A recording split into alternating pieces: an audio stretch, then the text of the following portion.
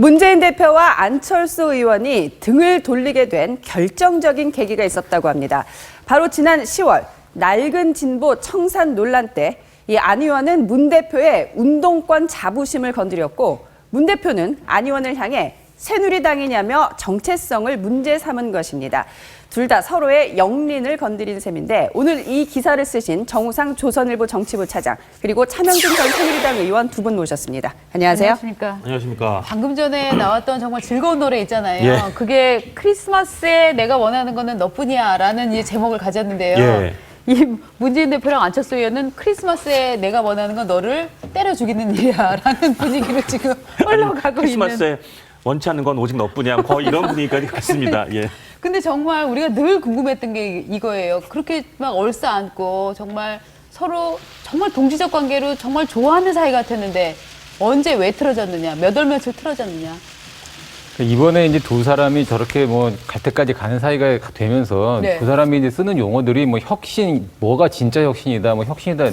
사실 국민 대부분은 혁신이 뭔지 뭐 저 사람들이 왜 싸우는지 정확히 이유는 모르거든요. 네. 그래서 이 주변 사람들한테 물어봤어요. 이 사람들이 왜 이렇게 틀어지게 됐느냐. 이제 결정적인 계기로 10월 달에 그 낡은 진보 논쟁 이야기들 공통적으로 말을 10월 하더라고요. 11일에 있었던 그때 일이죠. 이제 네. 한창 그 문재인 대표가 주도했던 혁신위에서 혁신안이라는 걸 발표를 했는데 네. 그 내용들이 되게 테크니컬한 문제들이에요. 뭐 몇 퍼센트 평가외를 반영하고 얼마를 잘라내고 뭐 이런 내용들이었는데 네. 그때 안철수 대표가 운동권 문화 청산하는 게 진짜 혁신이다라는 네네. 약간 좀 파격적인 그렇죠. 주장을 했어요. 그러면서 네. 이제 한명숙 총리의 이제 유죄 판결에 대해서도 네. 당에서 계속 감싸고 뭐 정청래 최고위원의 막말에 대해 당연히 감싸고 이런 모든 문화를 운동권 문화로 딱 규정을 하면서 낡은 진보 청산이라는 좀 다소 파격적인 주장을 하게 된 거죠. 네. 그때부터 친노의 영리를 건드리는. 저는 이게 예. 원래 이 운동권 문화라는 거 야당에서 금기였는데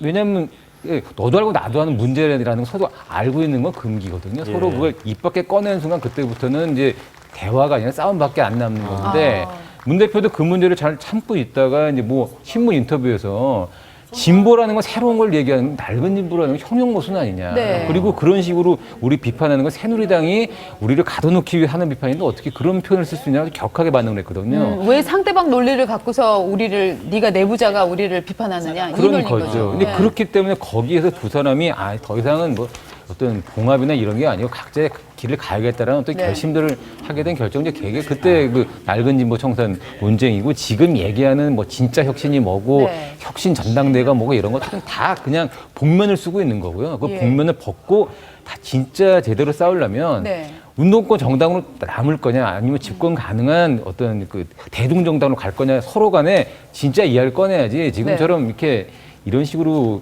그 토론하는 거 국민에 기본적인 예의가 아니라고 생각합니다. 네. 지금 정 시장 말씀 들어보니까 딱 그냥 요약하면 안철수 의원이 문재인 등 친노에게 낡은 운동권 때려쳐 이런 셈이고 저 문재인 대표는 너 새누리당 아니야? 서로 이렇게 말을 주고받은 셈이니까 정말 갈 때까지 간 표현들이 나온 거네요. 어떻게 보면 서로 간의 생각의 차이를 분명히 확인한 거고요. 그건 예. 민주정당에서는 뭐 오히려 바람직한 현상일 수도 있어요. 왜냐하면 생각의 차이가 있다면 그런 네. 걸 토론을 해서 결론을 내서 함께 할 수 있다면 함께 가는 거고 못하겠다면 갈라서는 거 지금처럼 뭐 이도저도 아닌 거 가지고 계속 싸우는 것보다 훨씬 낫어요. 그게. 저는 약간 이해가 안 되는 게 낡은 운동권 문화라고 하는 거는 정말 많은 국민들이 새 정치를 지지하는 국민들조차도 그 부분을 지적하고 있는 거 아닙니까? 그렇죠. 그런데 그거를 얘기한 부분이 그렇게 빈정상하고 갈라설 만한 일인가요?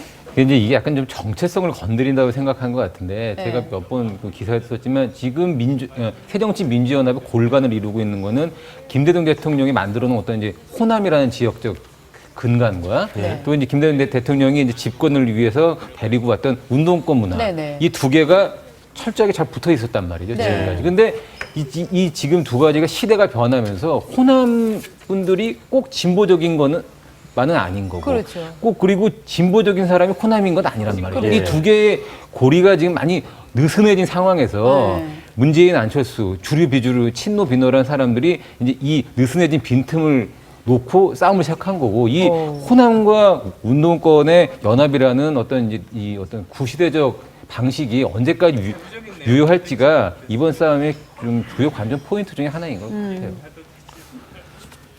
자, 그래서 하여튼 문재인, 안철수 두 사람은 거의 이혼의 지경에 이르고 있다. 뭐 그렇게 사람들이 얘기하고 있는데 그거를 우리가 이혼 소송의 쟁점으로 좀 비교하는 그래프를 만들어봤죠. 네, 이 문재인 대표와 안철수 의원을 말하자면 정치적 이혼 소송의 쟁점들을 저희가 준비를 해봤는데, 자, 이혼의 쟁점 가장 중요한 게 유책 배우자가 누구냐 이거죠. 그렇죠. 보통 이혼할 때 저 세 네. 가지 포인트 짚죠. 누구 네. 탓이냐?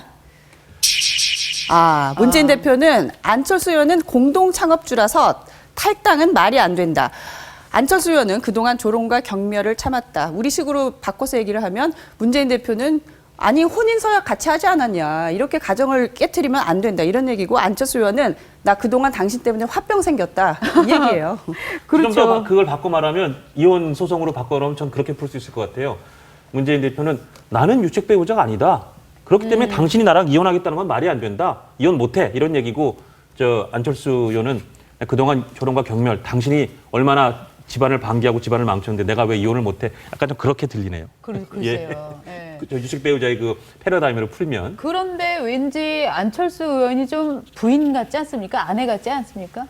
그러니까 저렇게 해놓고 나니까 네. 좀 그런 느낌이 듭니다, 진짜. 예. 네, 보통 남편들은 이런 말씀 안 하시잖아요. 그렇죠.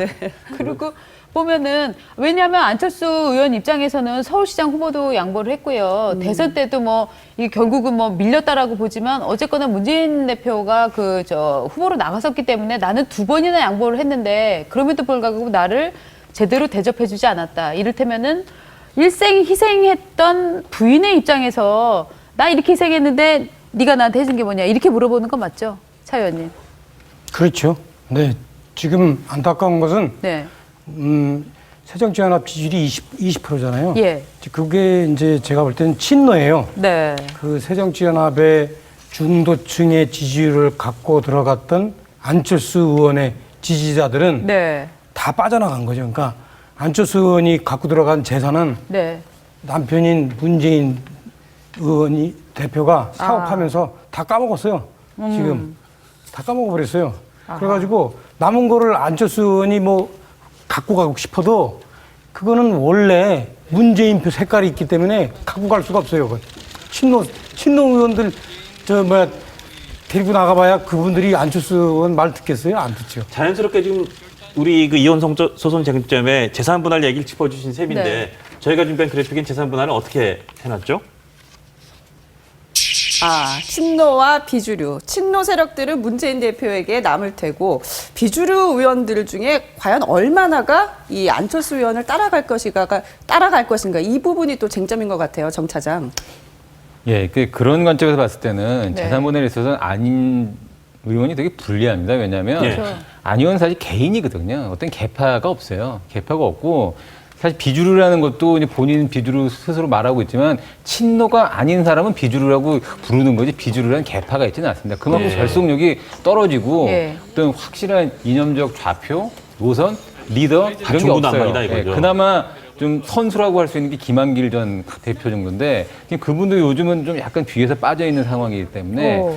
그 안철수 의원이 설령 탈당을 한다 하더라도 이게 막 대규모 막 이 호남 의원들과 비주류를 끌고 나가는 이런 탈당은 현실적으로는 그럼 하기 그 숫자로 어려운 상황이고요. 어떤 사람들은 그 문병호 전 비서실장 같은 분은 30명까지 나갈 것이다 이런 뭐 아주 좀 약간 큰 관측을 내놓고 교섭단체 20명 선은 될 것이라는 관측도 있고 한두 명밖에 안 따라나갈 것이라는 아주 극단적인 관측이 진폭이 있던데 너무 커요. 그건 이제 문 대표 학위에 따라서 좀 달렸는데요. 네. 문 대표한테 이제 아마 내일부터 비주류뿐만이 아니라 네. 이제 중도 진영에 있는 의원들도 또 아마 문 대표의 사퇴를 요구를 할 겁니다. 사퇴는 뭐냐면 당신이 잘못했으니까 사퇴하라가 아니라 당신 대표직 유지하면 당 깨지겠다 이제. 네. 예, 그러니까 사퇴해달라. 이렇게 아마 좀 약간 논리를 바꿔서 예. 확산이 될 텐데 이런 요구에도 문 대표가 만약에 버티게 된다면 네. 지금 호남뿐만 아니라 수도권 의원들도 이거 이래 갖고는 안 되겠는데 네. 라는 어떤 위기감이 확산되면 그 숫자는 정말 분당이라고 할 수 있는 수준까지 네. 늘어날 수가 있는 거고요. 아니면 문 대표가 뭔가 다른 또 이제 뭐 대표 사퇴라든가 이런 식의 어떤 카드를 내놓고 안위원을 고립시키는 방법이 있거든요. 그렇게 되면 정말 찻잔 속의 태풍으로 끝날 수도 있고 현재로서는 문 대표가 어떠한 대책을 내놓느냐에 따라서 규모가 많이 달라질 수 있어요. 그러면은 문 대표 입장에서 당을 어쨌든 결속시키려면은 여보 화를 풀어요. 내가 앞으로 잘할게요라고 얘기해야 되는 건가요? 그 방법밖에 없는 거죠. 지금으로서는. 그리고 네. 아마 안 대표도 만에 하나 그런 식으로 문 대표가 접고 들어오면 네. 아직 일말의 가능성은 좀 남아있는 것 저는 좀 같아요. 어렵다고 봅니다. 왜냐하면 아까 우리 정우성 기자가 분석했듯이 친노하고 안철수하고는 색깔이 달라요. 친노는 사실 제가 보면 민중민주주의입니다.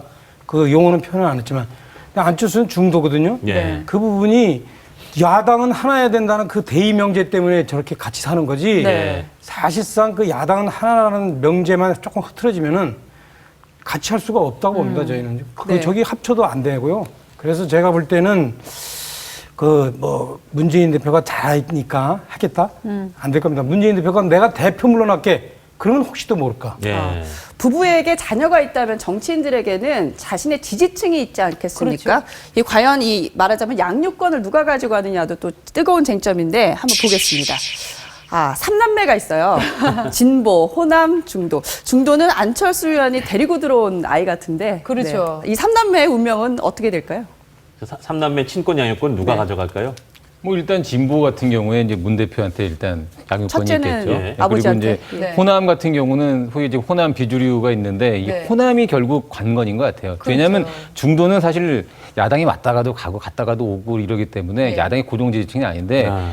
호남은 사실 이번에 계속 갈등하고 있습니다. 심지어 지금 야당 분들은 이정현 의원이 이번에 재선할 수도 있다라고 공공연하게 얘기를 하고 있거든요. 더 이상 호남이라고 해서 이게 호남이 진보, 진보 호남 이 등식이 깨졌다. 성립하지 안 된다는 거예요. 괜찮은 새누리당 후보가 나오면 그쪽으로 갈 수도 있다는 위기감이 팽배해 있기 때문에 그렇다고 이제 문재인 대표에 대한 그 반문 정서가 또 팽배해 있지만 그렇다고 그러면 안철수 의원으로 가느냐, 박지원 대표 쪽으로 가느냐 그것도 아니거든요. 네. 그래서 지금 참 호남을 놓고 아마 지금 오늘 그래서 문재인 대표가 솔로몬의 그 지혜가 필요하다 서로 양쪽에서 끌고 가겠다는 이제 어머니 아니냐 이제 이런 비유를 하던데 호남이 어떤 선택을 하느냐가 키포인트입니다. 아니 근데 저는 오늘 아침 김대중 칼럼을 보면은요 야당이 이미 집권은 포기했고 예. 집토끼만 지키려고 싸운다라는 얘기를 이제 그 칼럼에 썼는데 오늘 저 진보 호남 중도를 놓고 싸우는 걸 보니까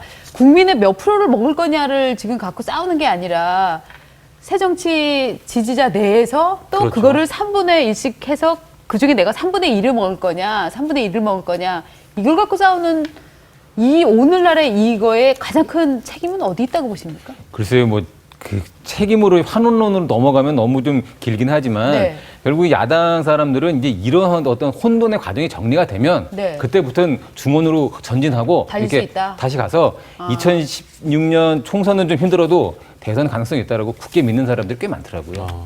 총선 힘들어도 대선 가능하다. 그때는 다시 한번 뭉칠 수 있다라는 그런 기대 섞인 희망들을 갖고 있더라고요. 오, 네.